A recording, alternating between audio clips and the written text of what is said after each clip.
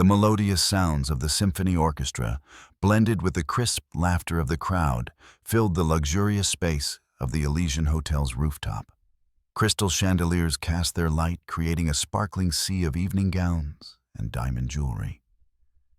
At the heart of this glamorous universe stood Stella Vance. At 30, she was an icon, a legend in the world of technology. A form-fitting black silk dress hugged her figure. A diamond necklace shimmered against her smooth skin, and her radiant smile was living proof of an unimaginably successful life. People flocked to shake her hand to say a few words to the queen of technology who had built an empire from scratch. "Stella, your new project is a true revolution," a man in an expensive suit exclaimed. "We are so honored to partner with Vance Tech," another woman added. She responded with polite thanks, a professional smile, and an empty gaze. They saw the success. They didn't see the loneliness. They saw the dazzling exterior. They didn't see the invisible cracks in her soul. A strange, unsettling feeling welled up, compelling her to escape the crowd. She pulled her phone from her clutch purse, and the screen displayed an incoming call. It was Dr. Anya Sharma's number. She had an appointment with the doctor in the afternoon, but an urgent meeting with a partner had forced her to postpone. "I'm sorry, Stella." Dr. Sharma's voice sounded weary but serious. "I don't think we should wait any longer. I have the biopsy results." Stella felt her heart stop. The entire universe around her suddenly fell silent. The music, the laughter, the whispers, all of it vanished. Only Dr. Sharma's voice echoed in her ears like a death knell from another world. "The results aren't good, Stella. We need to talk about the next steps for treatment." "Treatment for what?" Stella managed to say, her voice trembling. "It's pancreatic cancer, Stella. Stage 3. And then her whole world collapsed. The great achievements, the prestigious awards, the multi-million-dollar figures in her bank account all suddenly became meaningless. She looked at the glass of champagne in her hand and saw her reflection, a woman utterly lost. She remembered a summer night 10 years ago when she told her mother, "I will work so hard. I will become the most successful woman, so I never have to worry about money again." Her mother had looked at her with a worried expression. "My daughter, don't chase success so hard that you forget to live. Money can't buy everything." At the time, Stella didn't understand. She thought her mother was just an introverted woman who didn't grasp her ambition. She buried herself in her work, working 18 hours a day, treating her office as her home and meetings as her dinner parties. She had turned Vance Tech into an empire, but in return she had turned her life into a barren desert. Hanging up the phone, Stella felt isolated, even amidst the crowd. She couldn't cry, couldn't scream. She could only stifle her despair deep inside. She rushed down to the hotel lobby. She saw a luxurious leather sofa in a secluded corner. It was like a last refuge. She sank down onto it, burying her face in her hands. Hot, salty tears streamed down her face. She felt invisible, as if no one cared about her pain. The night grew late, and the last guests finally departed. The chandeliers were still lit, but no longer sparkled as they had before. The vast hotel lobby suddenly became empty. Stella remained there, huddled and alone. Success had given her everything, except for the things she truly needed: someone to share with, a hand to hold, and a shoulder to lean on. Dr. Anya Sharma's call had ended, but the death knell still echoed in her soul. It was not just a bell signaling an end, but also a wake-up call. A realization that the life she had built all this time was in the end nothing more than a glass wall, transparent and invisible. Yet it separated her from everything that was truly meaningful. Time slipped away, and Stella didn't know how long she had been sitting there. The tears had stopped, but the pain hadn't. She looked up, her gaze clouded like a misty veil. The space was utterly silent, with only the soft hum of the air conditioning and the gentle glow from the chandelier remaining. She felt like a statue, an inanimate object left behind after the party had ended. Suddenly, a faint, almost imperceptible sound made her lift her head. A small figure with 2 chocolate-brown pigtails was approaching her. The girl was about 5 years old, wearing a simple pink dress that was faded from many washings. Her dark eyes didn't hold the usual curiosity of a child, but contained a strange understanding, a stillness that was impossible for her age. The girl walked gently, carefully, as if she were stepping on a minefield, familiar with the adult world, but not belonging to it. Maya looked at Stella and saw the tear streaks still on her cheeks. Despite the differences in age, clothing, and the very worlds they belonged to, the girl recognized Stella's sadness. It was the same sadness she often saw in her father's eyes when he thought she was asleep. Without a word, Maya put her small hand into the pocket of her dress. She pulled out a crumpled, cheap paper napkin, the kind taken from the plastic dispenser in a public restroom, a stark contrast to the Egyptian cotton tissues Stella used. With all the gentleness in the world, she touched Stella's cheek, wiping away the last tears that Stella hadn't even realized were still falling. The small hand, with fingers as soft as a butterfly's wings, touched her skin, bringing a warmth and unconditional kindness that Stella hadn't felt in years. "My daddy says crying helps the pain come out so healing can come in," the girl whispered, her voice as clear as summer rain, containing a poetic innocence that only a child could possess. Stella was stunned.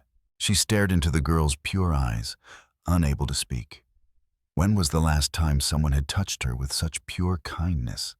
When was the last time someone comforted her without expecting anything in return?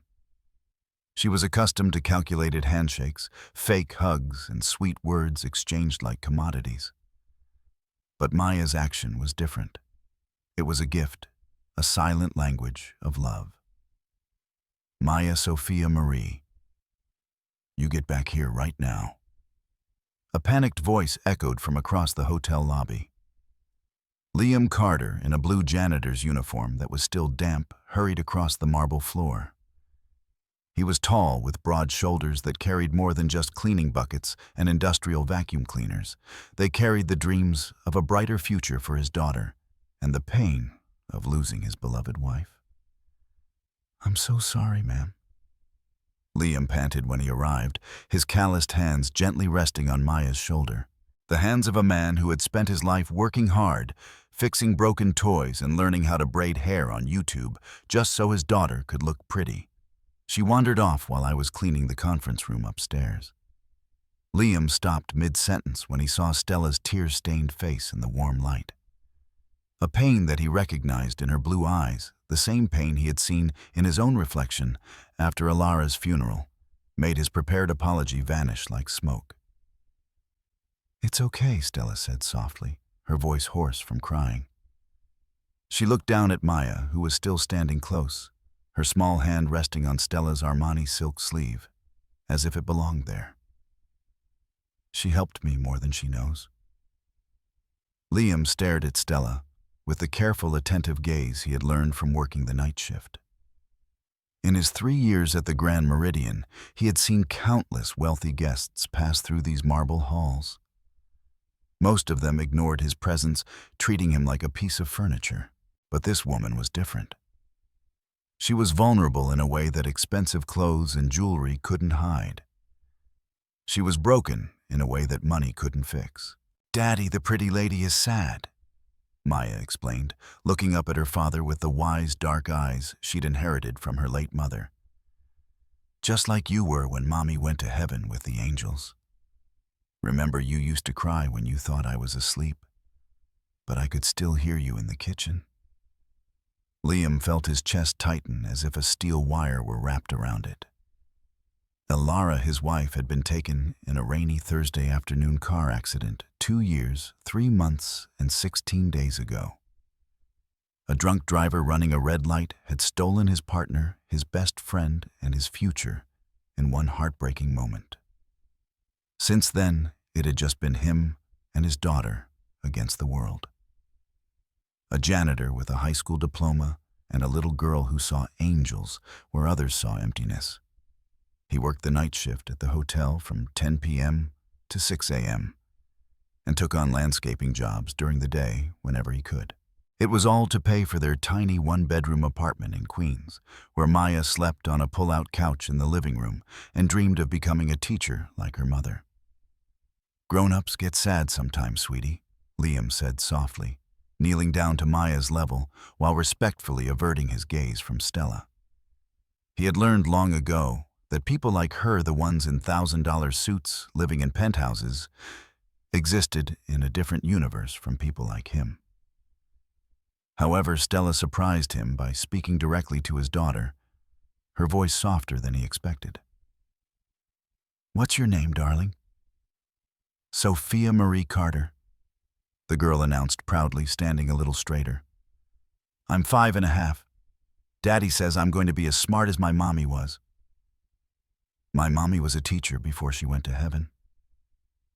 Stella felt something crack deep inside her chest. It wasn't the cancer gnawing at her pancreas, but something deeper and more fundamental.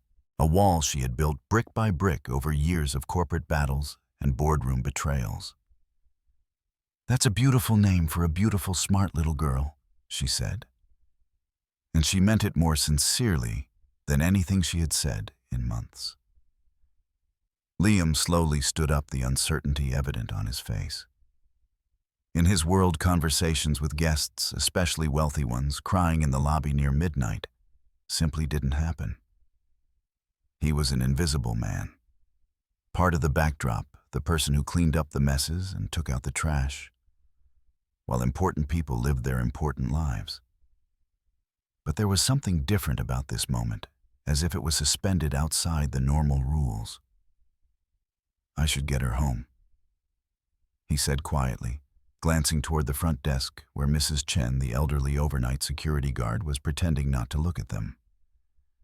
"Mrs. Chen watches her during my shift, but it's way past Maya's bedtime. She has preschool at 9 a.m. tomorrow." "Wait," Stella said abruptly, the word escaping before she could stop it. Both Liam and Maya turned to her, and she felt exposed by their gentle attention. Thank you, both of you. I haven't had anyone show me such kindness in years." Liam nodded awkwardly, still unsure how to act. In his experience, wealthy people didn't thank janitors for anything, let alone for what their kids did. "Come on, Maya.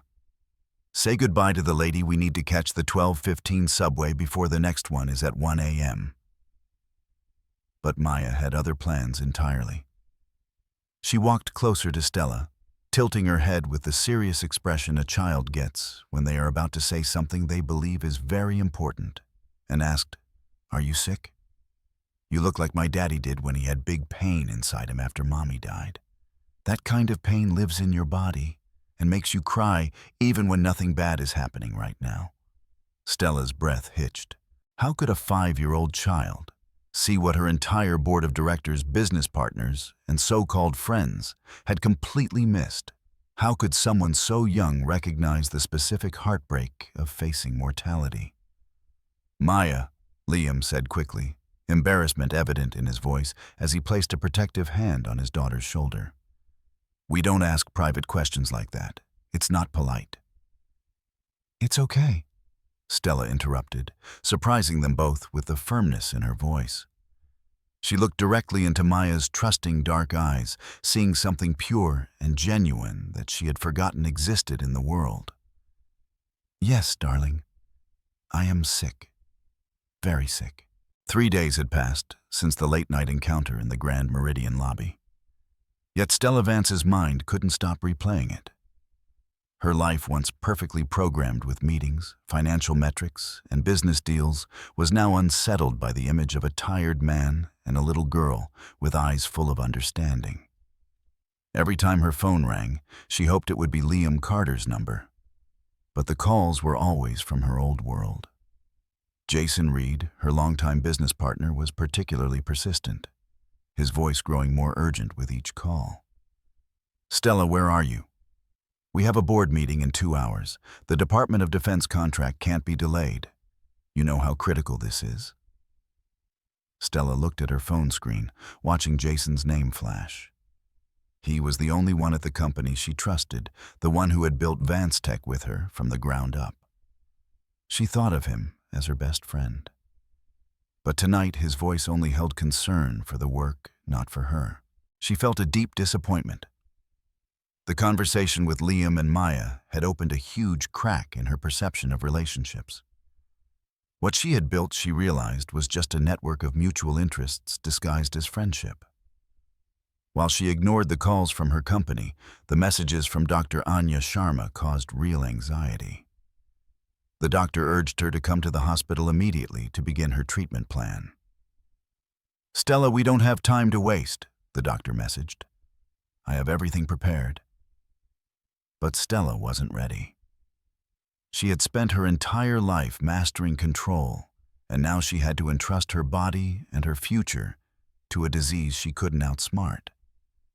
Saturday morning, she woke up with a strange feeling. Instead of her usual expensive business suit or designer yoga wear, she pulled out a pair of worn Levi's jeans and a simple cashmere sweater. She wanted to be normal. She had bought these jeans years ago, but had never worn them as they didn't fit the carefully curated Stella Vance persona. Before leaving, Stella looked in the mirror. The woman in the reflection had a tired face with dark circles under her eyes. She saw the vulnerability, the fear she had always tried to hide. She wrapped a silk scarf around her neck to conceal some of that exhaustion. She realized that no matter what she wore, she couldn't completely blend in.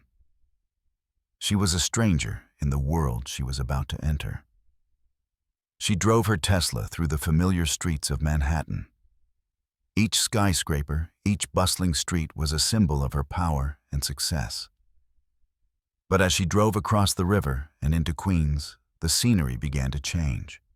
The streets were smaller, the stores more humble, and the houses old brick. The smell of street food and the laughter of children echoed. This was a completely different world, one she had never dared to consider. She parked her car in front of a small eatery called Murphy's Diner. The hand-painted sign was faded, and the windows were steamed up. Her Tesla looked ridiculously out of place among the old family cars. She felt anxious, as nervous as a teenager on a first date. Her heart pounded. She wondered if Liam thought she wouldn't show up. She was used to people coming and going from her life with ease, but this time she didn't want to lose them. She wanted to learn about them, about the life they had built. She turned off her phone, an action that a week ago she would have thought was impossible. Stella Vance was always supposed to be unconnected and moving forward. But now she realized that the Vance Tech empire felt as far away from her as the moon. With a deep breath, she stepped out of the car. A bell chimed as she entered, and the aroma of bacon coffee and fresh pancakes enveloped her like a warm hug. The inside was as simple as she had imagined, worn vinyl-covered booths, patched with duct tape wooden tables, stained with coffee rings and old photos of local sports teams on the walls. But what surprised Stella most wasn't the decor, but the peace. She saw Liam and Maya in a corner booth. Maya was coloring a menu, her small feet swinging to a rhythm. Liam was reading a newspaper, occasionally looking up to answer his daughter's innocent questions. The sight was so ordinary, so simple, that it made her feel like a researcher observing a foreign civilization. And she realized that this was exactly what she had been searching for all along. The diner bell chimed again, announcing Stella's arrival. Maya's head shot up instantly, her eyes lighting up. "Victoria, Victoria, you came?" She squealed, nearly knocking over her glass of orange juice. "Daddy, she really came." Liam looked up from his newspaper. A flicker of surprise, a hint of relief, and a touch of trepidation crossed his eyes.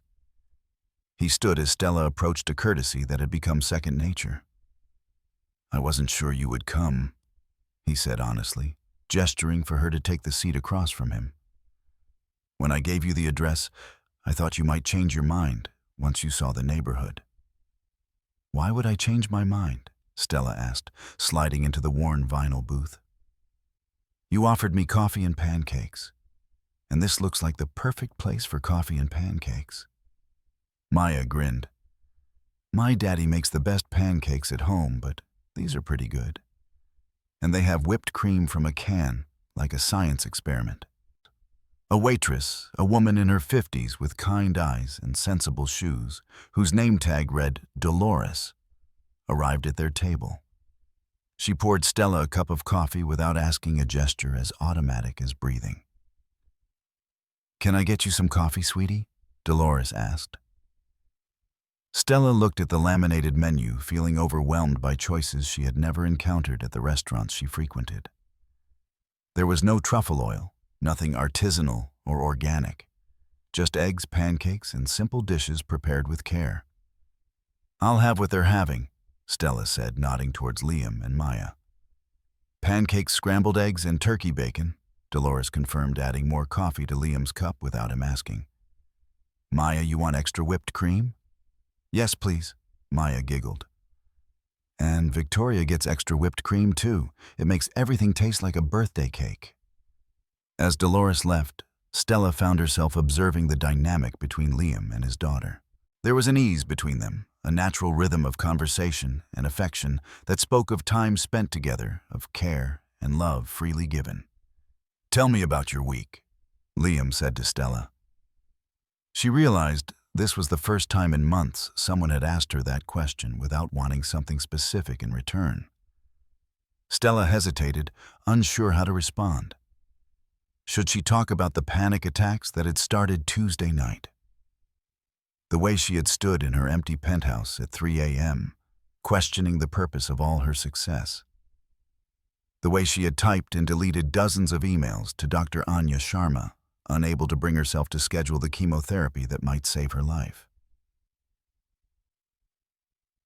It's been complicated, she said finally. Liam looked Stella in the face, seeing the careful way she chose her words and the dark circles under her eyes that expensive concealer couldn't hide. He recognized the look of someone carrying a burden too heavy to share easily. He had worn that same look in the early months after Alara's death, when well-meaning people asked how he was, and he had to choose between honesty and politeness. Complicated how? He asked gently, stirring sugar into his coffee, while Maya remained focused on her coloring page. Stella was taken aback by the directness of the question. In her world, complicated was often code for don't ask, a polite way to deflect curiosity without causing offense. But Liam's question was different. It wasn't intrusive, but genuinely interesting, as if he truly wanted to understand her answer. I kept thinking about what you said the other night. She began slowly cupping her coffee mug with both hands for warmth. About what to focus on, about the richness of relationships versus the richness of possessions. I've been trying to figure out how to change my whole life at 30, and I don't know where to begin. Maya looked up from her coloring page. Daddy changed his whole life after Mommy died. He used to work in an office and wear a tie. But then he decided to get a different job so he could be home with me more. Change is scary, but sometimes it's good too. Stella stared at the little girl, then at Liam. You worked in an office. Liam felt his cheeks grow warm. He had hoped this detail wouldn't come up, at least not so early in their budding friendship. I was an accountant at a mid-sized firm in Manhattan. Nothing glamorous, but good money and great benefits. But after Alara passed, I realized working 60 hours a week meant I was missing too many moments of Maya's life. His admission hung between them like a bridge Stella wasn't sure how to cross. She had assumed Liam had always been a janitor, that his current circumstances reflected his education and ambition, not a conscious choice to prioritize family over career. This revelation forced her to reevaluate everything she thought she understood about success and sacrifice. "So you gave up a career to take care of Maya?" Stella asked, trying to process this new information against her long-held beliefs about professional achievement. "I gave up a job to be a dad," Liam corrected gently. "The career was Alara's dream for me, not mine. She thought I should aim higher, try for a promotion, build something impressive. But after she died, I realized the only thing I truly wanted to build was a good life for our daughter." Dolores arrived with their food, setting down plates of golden fluffy pancakes stacked high with melting butter. Maya's eyes lit up as the waitress added a big dollop of whipped cream to her plate, a small mountain of sweetness that made the little girl clap in delight. "It looks amazing," Stella said, and she meant it. She couldn't remember the last time food had looked so appealing, so free of pretense and fanfare. As they ate, Maya continued her chatter, telling Stella about her teacher, the book she was learning to read, and the friend who had taught her to jump rope. Her stories were small and simple, but they contained a magic that adults had forgotten how to feel. "Ms. Patterson says I'm very good at helping other kids learn to read," Maya said proudly, her mouth full of pancakes. "She says I have a gift for making people feel better when they're frustrated, just like my mommy did." Stella watched Liam's face as he heard Maya mention his late wife. "Alara had an amazing ability to see what each student needed," he said gently. "Some kids needed encouragement. Some needed a challenge. Some just needed someone to believe in them." "It sounds like Maya inherited that gift," Stella commented, remembering how the girl had instinctively comforted her in the hotel lobby. "She did," Liam agreed, his voice filled with pride. "Sometimes I think Alara sent me the perfect helper. Maya has a way of knowing exactly what someone needs, even when they don't know it themselves." Stella felt tears well up again. But these were different from the tears of desperation and fear she had cried in the hotel. They were cleaner somehow, more about gratitude than self-pity. "She certainly knew what I needed that night," Stella said. "What did you need?" Maya asked with the innocent bluntness only a child can get away with. Stella gave the question serious thought. "I needed to remember that there are still kind people in the world.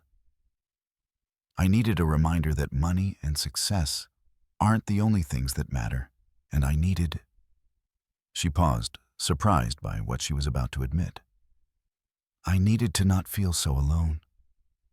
Maya reached across the table and patted Stella's manicured hand with her syrup-sticky fingers. "You're not alone now.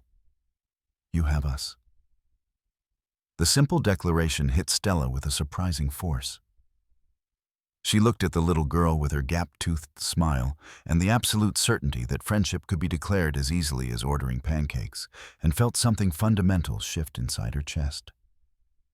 "Yes," Stella said softly, placing her hand over Maya's small one. "I think I do."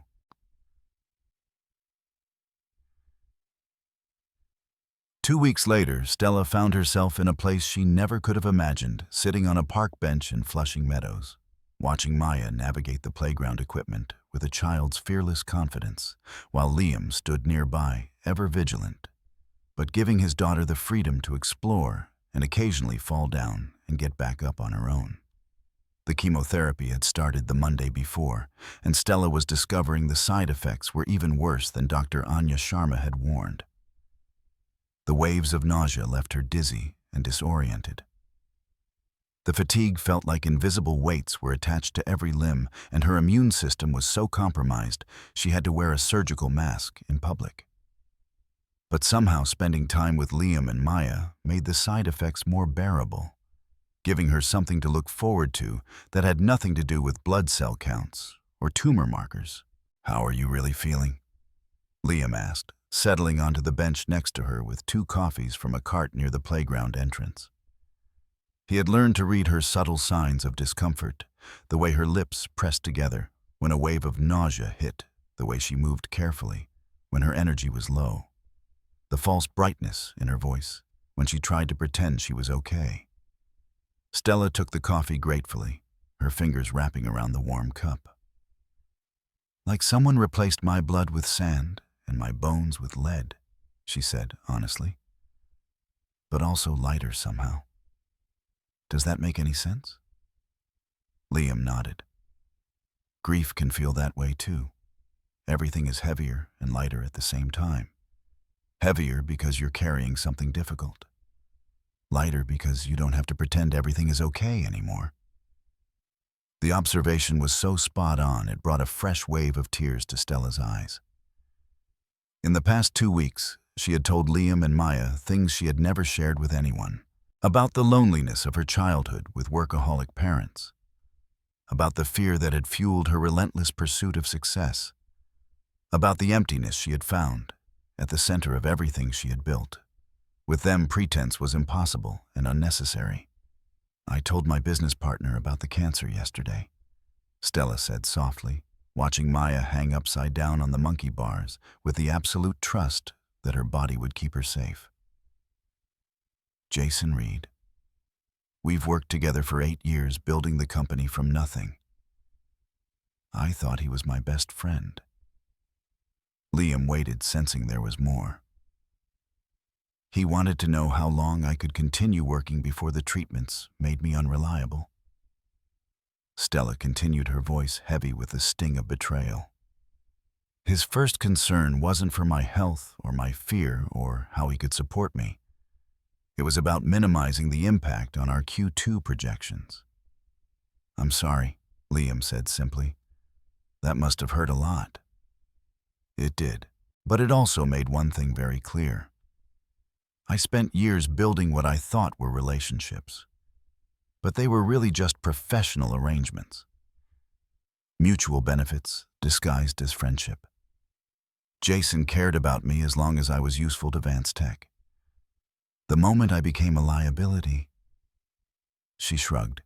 Maya appeared in front of them, suddenly breathless from her playground adventures, her cheeks flushed with effort and joy. Victoria, did you see me go down the big slide? I went backwards, and I wasn't even a little bit scared.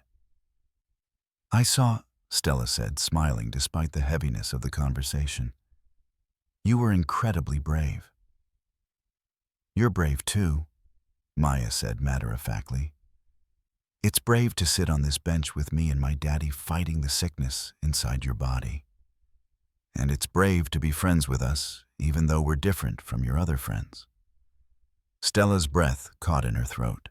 Out of the mouths of babes, she thought, marveling at how this child could get straight to the heart of things that it took adults a lifetime to learn to understand. 2 weeks later, Victoria, now known as Stella Vance, found herself in a place she never could have imagined. Sitting on a park bench in Flushing Meadows, quietly watching Maya play on the playground, with a child's fearless confidence. Nearby, Liam Carter, the devoted father, stood watch, ever vigilant, but giving his daughter enough space to explore, to climb, and occasionally fall, and get back up on her own. The chemotherapy had started the Monday before, and Stella was discovering that the side effects were even worse than Dr. Anya Sharma had warned. The waves of nausea came in waves, leaving her dizzy and disoriented. The fatigue felt like carrying invisible weights attached to every limb. Her immune system was so compromised, she had to wear a surgical mask in public, a stark contrast to her normal life. But somehow spending time with Liam and Maya made the side effects more bearable, giving her something to look forward to that had nothing to do with blood cell counts or tumor markers. Liam returned to the bench with 2 coffees from the cart near the park entrance. He sat down gently beside her, his presence a source of calm. He had learned to read the subtle signs of her discomfort, the way her lips pressed together, when a wave of nausea hit, the careful way she moved when her energy was low, and the forced brightness in her voice when she tried to pretend she was okay. "How are you really feeling?" Liam asked, offering her a coffee. Stella accepted it gratefully, her fingers wrapping around the warm cup. "Like someone replaced my blood with sand and my bones with lead," she said honestly. "But also lighter somehow. Does that make any sense?" Liam nodded.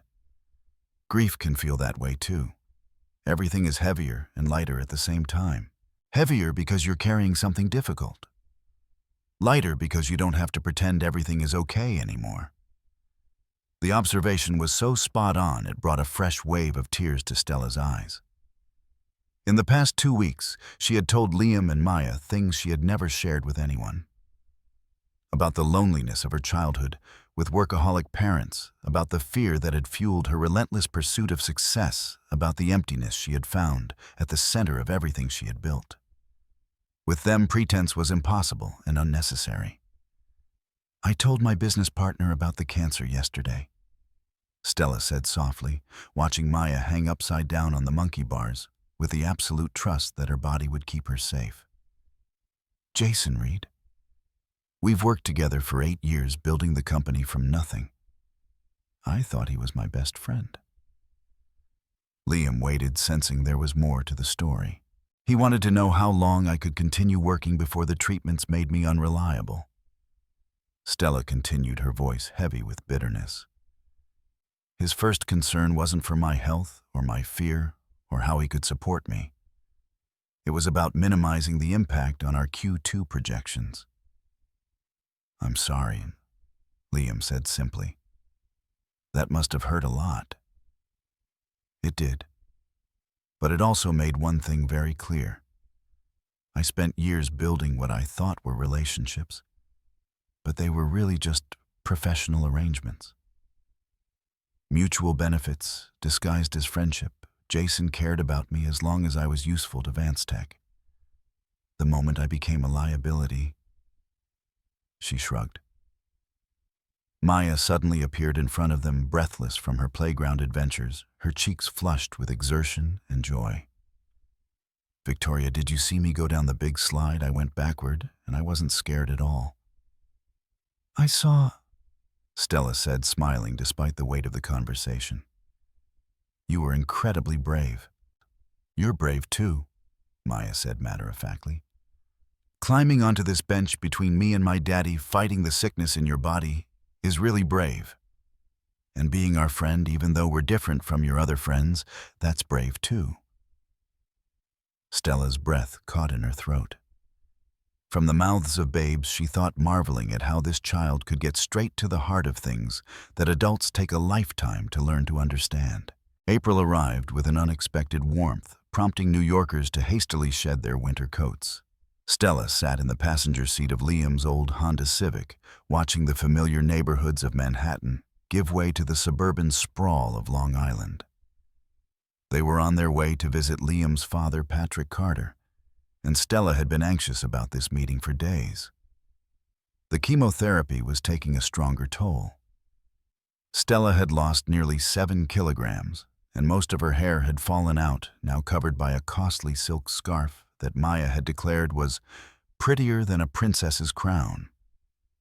Her energy came in sporadic bursts, with some days she could barely do anything, let alone maintain the facade of the Vance Tech executive. She had filed for medical leave, handing over the day-to-day operations to Jason Reed with a mix of relief and dread. "Tell me about your dad," Stella said, adjusting the air vent. The scent in the car, a mix of coffee, Maya's apple juice, and Liam's aftershave, had become familiar and comforting to her. "My dad's lived in this Levittown house for 35 years. Liam said, glancing in the rearview mirror where Maya was engrossed in a picture book. "He was a construction worker until he had a heart attack. He raised me on his own after my mom passed away when I was 12. He's a straight shooter, sometimes brutally so. But he has a way of cutting through the noise to what really matters." Maya looked up from her book. "Grandpa Patrick makes the best chocolate chip cookies in the world. And he taught me how to play checkers. He says I'm almost smart enough to beat him, but not quite yet." Stella smiled at the girl's confidence. Over the past month, Maya had become a constant source of inspiration and wisdom. Her observations about life pierced through Stella's carefully constructed walls with the precision of a scalpel. This child had a knack for asking the right questions at the right time, as if Alara's spirit was indeed guiding her daughter's innate understanding of human nature. "Will he like me?" Stella asked immediately, feeling foolish. She was a 30-year-old, a multi-millionaire who ran rooms full of powerful executives. Yet here she was, worried about impressing a retired construction worker. "My dad will see through any pretense to the person you really are," Liam said. "He honestly doesn't care about money or status or any of that. He cares about character, about how people treat others when they think no one important is looking." That made Stella uneasy. She wasn't sure what Patrick Carter would see when he looked at her. The woman who built Vance Tech had been ruthless when necessary, calculating in business relationships and willing to sacrifice personal connections for professional gain. But the woman sitting in this Honda Civic, wearing jeans and a simple sweater, holding hands with a 5-year-old, who saw angels where others saw emptiness, who was she? They arrived at a modest ranch-style house with a meticulously kept front lawn and flower pots under each window. An older man emerged from the front door. He was tall and wiry like Liam, with a shock of silver hair and kind eyes that held the same quiet stillness Stella had come to know in his son. "There's my favorite granddaughter," Patrick Carter said, his arms wide as Maya ran to him, hugging him with an unconditional love that was palpable. "Grandpa Patrick, we brought Victoria to meet you," Maya announced. "She's the lady I told you about, the one who was sad at Daddy's work." Patrick gently set Maya down and turned to Stella, appraising her with the blunt assessment of a man who had learned to size people up accurately over 7 decades. Stella felt exposed under his gaze, as if he could see right through the expensive clothes and careful makeup to the frightened woman underneath. "So you're the famous Stella," Patrick said, extending a calloused hand that swallowed hers whole. "Maya's told me a lot about you. She says you're learning how to be a real friend." The frankness stunned Stella. "I'm trying," she said honestly. "Your son and granddaughter are excellent teachers." Patrick nodded in approval. "Good answer. Come on in. I've got iced tea and Maya's favorite cookies, though I think she'll want to show off her checker skills before we eat anything." Inside Patrick's home was exactly what Stella had expected. Comfortable furniture chosen for durability over style walls covered in decades of family photographs, and the warmth of a long life lived well in a way money couldn't buy. Every surface told a story. Liam's high school graduation photo, Maya's artwork held on the fridge by magnets, and Alara's teaching certificate framed and hung in a place of honor. "Have a seat," Patrick said, gesturing to a well-worn armchair while he took the seat opposite. "Liam, you take Maya out back and show her how the tomatoes are coming along. Stella and I need to have a talk." Stella's heart began to beat faster as Liam and Maya disappeared through the sliding glass door to the backyard. She had faced down hostile board members and aggressive competitors, but there was something about the calm attention of Patrick Carter that made her feel like she was about to have the most important interview of her life. "My son tells me you're sick," Patrick said without preamble. "Cancer?" "Yes," Stella replied simply, realizing that long, winding explanations wouldn't work with this man. "That's a tough road. I lost my wife to breast cancer when Liam was a boy. Watched her fight for 2 years before she let go." Patrick's eyes grew distant with the memory. "The worst part about cancer isn't the dying. It's the way it forces you to question everything you thought you knew about living." Stella felt tears prick her eyes. "Yes, that's exactly it." "Liam also tells me you're wealthy, a successful businesswoman who built a tech company from nothing. Is that right?" "Yes," Stella replied. Patrick leaned forward in his chair, looking at her steadily, as if seeing straight into her soul. "Here's what I need to know. Are you spending time with my family because you're lonely and scared and they're convenient, or because you genuinely care about them as people?" The question hit Stella like a physical blow. She opened her mouth to object, to assure him that her feelings were genuine. But then she stopped, realizing he deserved a more thoughtful answer than a reflexive defense. "I think it's both," she said finally. "I was lonely and scared when Maya found me crying in that hotel lobby. But the caring for them, that happened on its own. I didn't even realize it was happening until it already had. They've become—" She searched for the words. "They've become the most important part of my life." Patrick held her gaze for a long moment, then slowly nodded. "Good. Because that little girl in the backyard lost one important woman in her life. She doesn't need another one to disappear on her when things get tough." "I'm not going anywhere," Stella said with a sudden fierceness.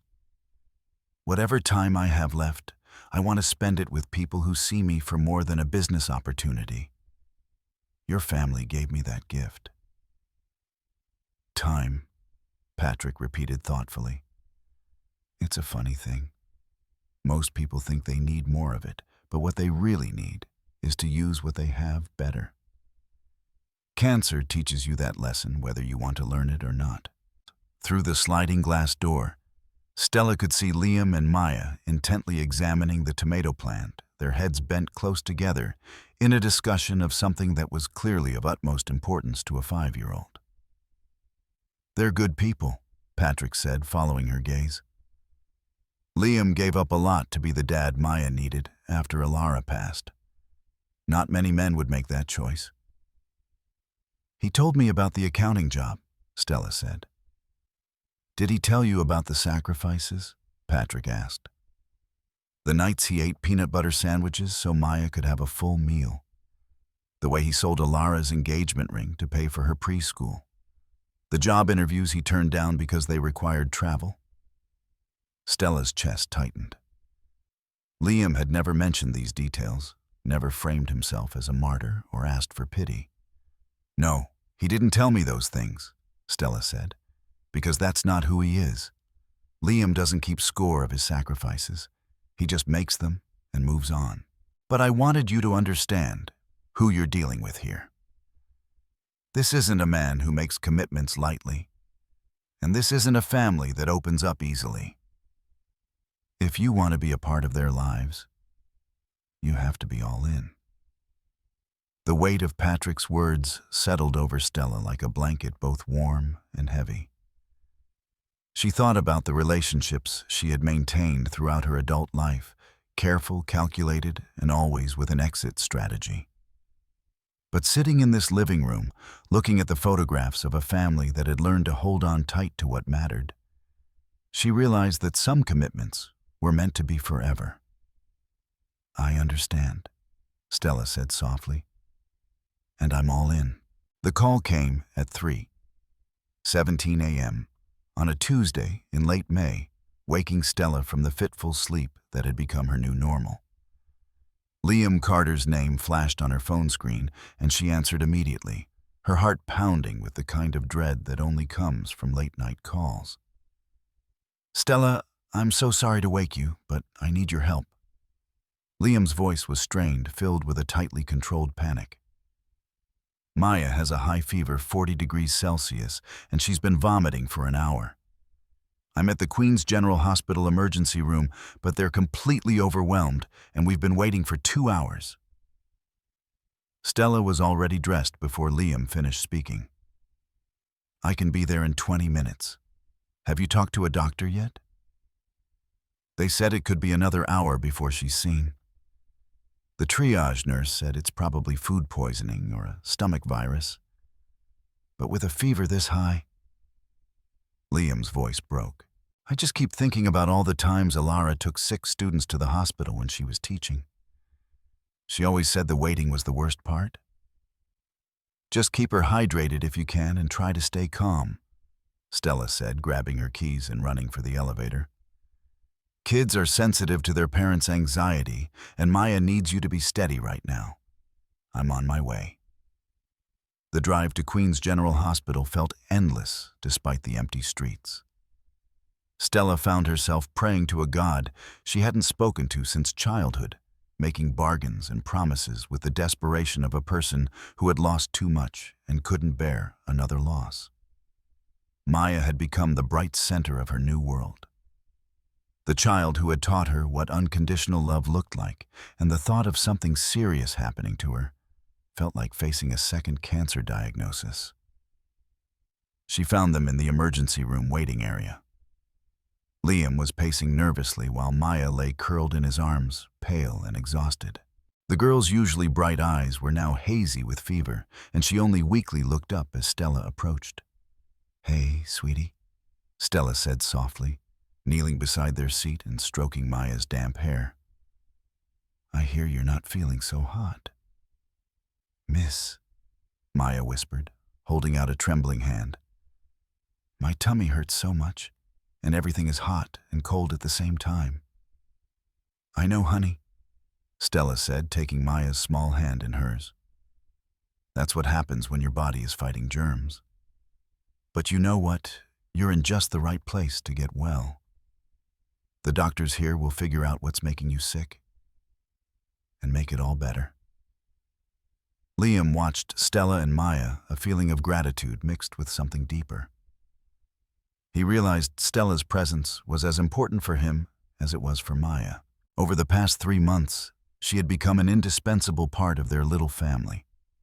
Showing up at school recitals, park outings, and ordinary Tuesday evenings, with the consistency of someone who had chosen them deliberately and permanently. "How long has she been like this?" Stella asked quietly. "Started throwing up around 10 p.m., Liam said, settling back into the chair with Maya still curled against his chest. "The fever spiked about an hour after that. I gave her some children's fever reducer, but it doesn't seem to be doing much." Stella looked at Maya's flushed face and made a decision that would have been unthinkable 4 months ago. "Wait here, I'll be right back." She went straight to the reception desk, where a tired-looking nurse was fielding complaints from other families.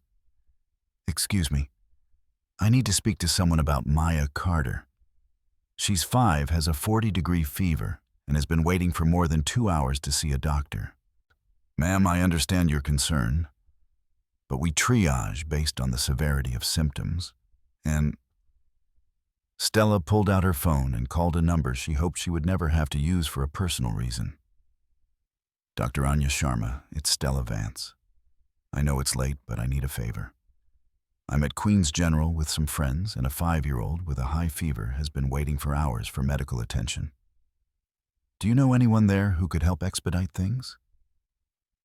The conversation was brief, but effective. Within 15 minutes, a pediatric fellow named Dr. Kim was examining Maya in a treatment room, taking her temperature and asking careful questions about her symptoms while Liam held her hand. Stella stood nearby, feeling helpless but grateful to be included. "The good news is this looks like a straightforward stomach virus," Dr. Kim announced after finishing the exam. "Her lungs are clear, her throat is fine, and the fever is responding to the IV fluids we've given. These viruses are making the rounds in schools right now. Very contagious, but not dangerous in a healthy child." Liam let out a breath he didn't realize he'd been holding. "So she's going to be okay?" "She's going to be just fine," Dr. Kim confirmed. "Just keep her hydrated, let her rest, and the fever should break within 24 to 48 hours.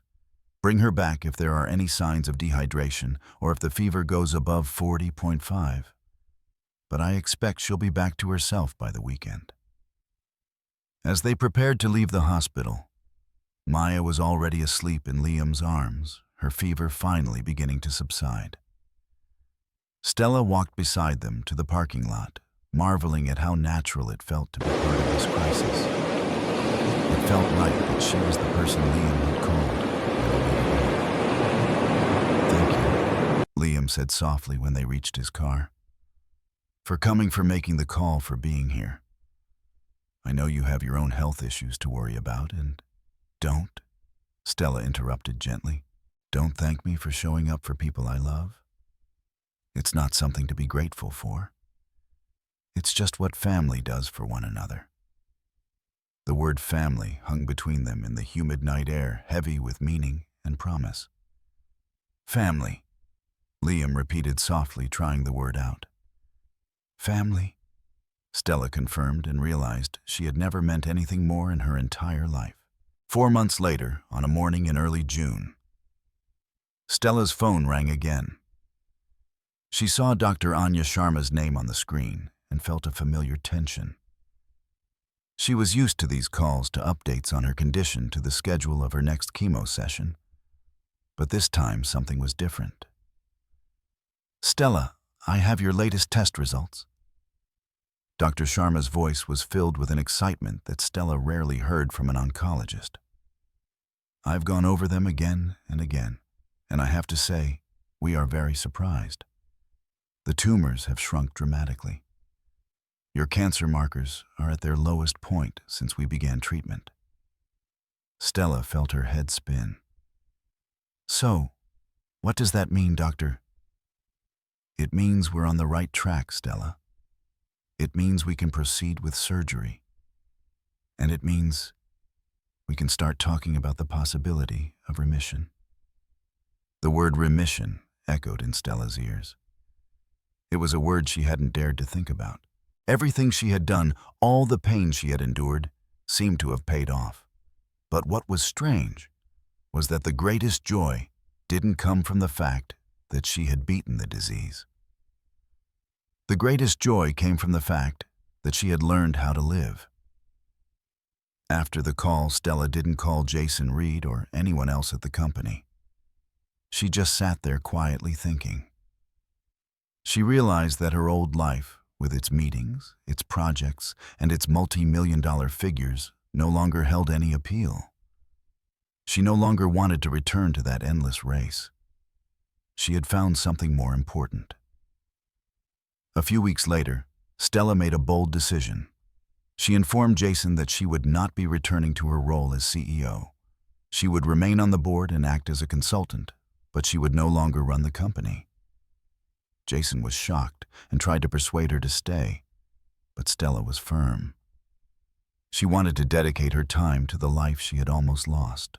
She sold her luxurious penthouse, which had once been a symbol of success, but had also held her prisoner in her loneliness.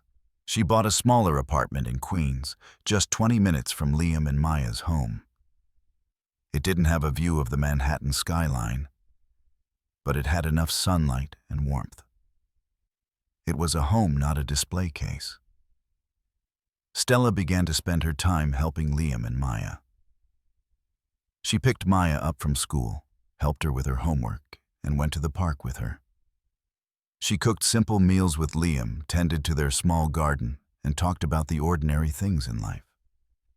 She had chosen them deliberately, and they had chosen her naturally. On a warm June afternoon, while sitting on a swing in the park, Stella realized that she had found a kind of wealth that money couldn't buy. The wealth of relationships, of simple moments, and of unconditional love. The disease had taken many things from her, but it had also given her things that were far more precious. It had taught her that life isn't a race to achieve success, but a journey to find meaning. The July night descended with a perfect gentleness. Stella Vance stood in the backyard of Patrick Carter's modest house, watching Maya chase fireflies in the twilight. The girl's crystal-clear laughter echoed across the yard, like music punctuated by excited squeals each time she managed to capture one of the glowing insects in her small hands. "Look, Stella. Look how many there are," Maya called out, twirling with her arms wide as dozens of fireflies blinked around her like living stars. "Grandpa Patrick says they're celebrating something special tonight." Stella smiled, her hand unconsciously touching the silk scarf that covered her slowly regrowing hair. The latest test results had exceeded every hope Dr. Anya Sharma had ever dared to entertain. The tumors had shrunk dramatically. Her cancer markers were at their lowest point since the diagnosis, and the word remission had been spoken for the first time in 8 months. It wasn't a full cure, nor was it a guarantee, but it was a tangible hope printed on medical reports and confirmed by second opinions. "What do you think they're celebrating?" Stella asked, settling onto the porch steps next to Liam, who was nursing a beer and watching his daughter, with the quiet contentment of a man who had learned to appreciate simple moments. "Maybe they're celebrating new friends," Maya suggested, catching another firefly and examining it carefully before letting it go. "Or maybe they're celebrating people who used to be sad, but learned how to be happy again." Liam chuckled, shaking his head at his daughter's profound insight. "Or maybe they're just celebrating summer and the fact that it's beautiful outside and we're all together." Stella leaned back against the porch railing, letting the warmth of the evening and the sound of Maya's joy wash over her. The past 6 months had transformed her life in ways she was still learning to understand. Vance Tech was thriving under Jason Reed's leadership, though Stella had made it clear she would never again prioritize the company over the relationships that truly mattered. She had sold her penthouse and bought a smaller apartment in Queens, 20 minutes from Liam and Maya. It was close enough to be a part of their daily lives, but far enough to maintain healthy boundaries. "I have something I want to tell you both," Stella said, her voice laced with a mixture of nervousness and excitement that made Liam turn to look at her sharply. "I got some news today." Maya stopped her play and ran over to them, sensing the gravity of the announcement. She climbed onto the step between Stella and her father, looking up at Stella with eyes full of anticipation. "Remember how we talked about the medicine that was helping fight the sickness in my body?" Stella began, carefully choosing her words for Maya, while Liam's gaze was fixed on her face. "Well, the doctors did some new tests, and they found out the medicine is working even better than they hoped." "So you're getting better?" Maya asked, her voice filled with the hopeful certainty children place in outcomes they believe adults can control with sheer determination. "It means I'm getting a lot better," Stella confirmed, feeling tears of gratitude well up as she said the words. "The doctors think that with continued treatment, I have a very good chance of being healthy for a very long time. Maybe even," she paused, still afraid to say it, "of having a normal life." Liam put his beer down and turned to face her fully, his eyes shining with emotion. "Stella, that's incredible. When did you find out?" "This afternoon, Dr. Anya Sharma called with the results, and I had to ask her to repeat it 3 times because I couldn't believe it was real," Stella said, laughing and crying at the same time. "I wanted to call you immediately, but I also wanted to tell you both in person together, because..." She looked at Maya, then at Liam. "Because you two are the most important people to me. You're the ones I wanted to share this good news with." Maya launched herself into Stella's arms with the uninhibited enthusiasm of a child who had never learned to be reserved with her affections. "I knew it," she announced with confidence. "I knew the doctors would find a way. Mommy told me in a dream that everything would be okay." Stella held Maya tight, breathing in the scent of summer and childhood. Over the girl's shoulder, she met Liam's eyes and saw her own gratitude reflected there. "There's one more thing," Stella said when Maya finally pulled back. "Something I've been thinking about for weeks, and today's news made me realize I don't want to wait any longer to ask." Liam raised an eyebrow, curious about what other surprises Stella could possibly have in store. "I've been wondering," Stella continued, her heart pounding with nerves, "how you two would feel about me becoming a more official part of this family. Not in a way that changes what you have with each other, but in a way that shows I'm committed to being here for the long haul, for the school plays and the birthday parties and the ordinary Tuesday nights and whatever else comes along." Maya clapped her hands in delight. "Like a bonus mommy, like how some kids have step-parents, but you would be an extra mommy that chose us." The description was so perfectly, beautifully, and simply accurate, in the way only a child can distill complex adult emotions into something understandable. Stella's breath hitched in her throat with surprise. Exactly like that, honey. If that's what you and your dad want. Liam was silent for a long moment, looking at Stella's face in the darkness, illuminated by the soft light from Patrick's porch lamp and the flickering glow of the fireflies. When he finally spoke, his voice was thick with emotion.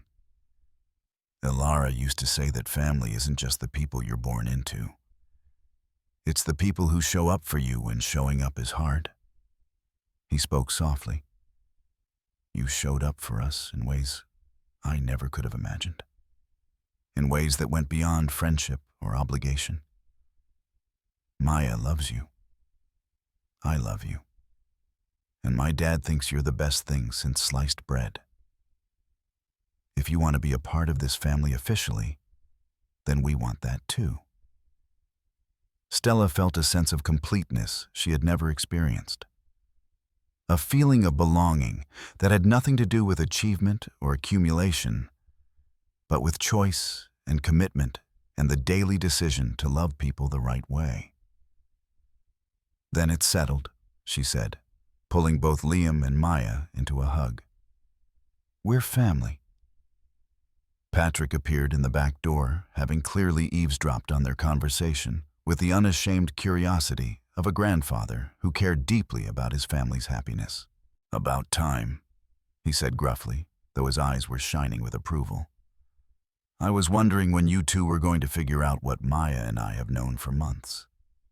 As the night deepened and the fireflies continued their ancient dance, Stella Vance, the successful businesswoman, the cancer survivor, and the newly minted bonus mother, sat on Patrick's porch steps, surrounded by the people who had taught her that the only true wealth that mattered was the richness of relationships, built with intention, maintained with care, and deepened through the simple act of showing up for one another day after day, for as long as life would allow. The little girl who had wiped her tears in a hotel lobby 8 months ago had given her everything she never knew she needed: a family, a purpose, and the understanding that sometimes the most important journeys don't begin with a destination in mind, but with the fearless belief of a 5-year-old that broken things can always be mended with enough love, patience, and a willingness to try. In the distance, the city still hummed with its eternal rhythm of ambition and achievement. But here in this Levittown backyard, surrounded by fireflies and laughter and the quiet contentment of people who had chosen each other deliberately and forever, Stella finally understood what her mother had tried to tell her all those years ago. The best things in life could not be bought, built, or achieved. They could only be accepted with gratitude and protected with fierce devotion and shared with a generous love that multiplied rather than diminished when freely given. And as Maya fell asleep in her arms, while Liam and Patrick discussed tomorrow's plan to build a new swing set, Stella Vance realized she had finally learned the most important lesson of all. Home is not a place you own, but a collection of people who see you clearly, love you no matter what, and show up faithfully, creating a safe harbor in the storm of an uncertain world. The fireflies continued their ancient celebration around them, and Stella smiled, knowing that whatever challenges lay ahead, she would face them surrounded by the family she chose and who had chosen her.